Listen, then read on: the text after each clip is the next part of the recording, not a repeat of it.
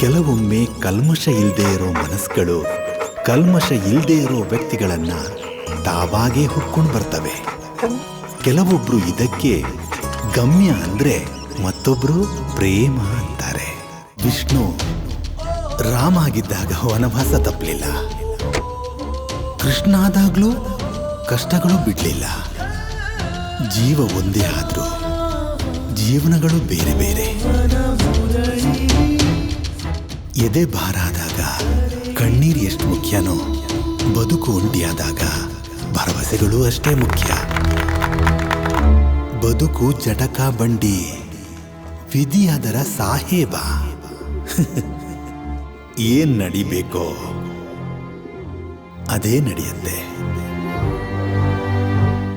ದೋಣಿ ಸೇರೋ ದಡ ಒಂದೇ ಆದ್ರೂ ದಾರಿಗಳು ಬೇರೆನೇ ಮೋಹನ್.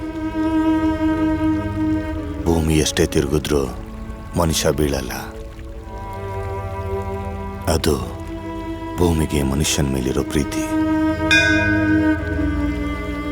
ನಗು ಯಾರು ಬೇಕಾದ್ರೂ ತರಿಸ್ಬೋದು, ಆದ್ರೆ ಅಳು ಬರ್ಸೋದು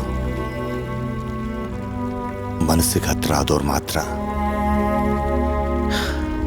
ಏನನ್ನು ಹುಡುಕೊಂಬಂದೆ, ದಾರಿ ಗೊತ್ತಿರಲಿಲ್ಲ. ಈಗ ದಾರಿ ಗೊತ್ತಾಗಿದೆ.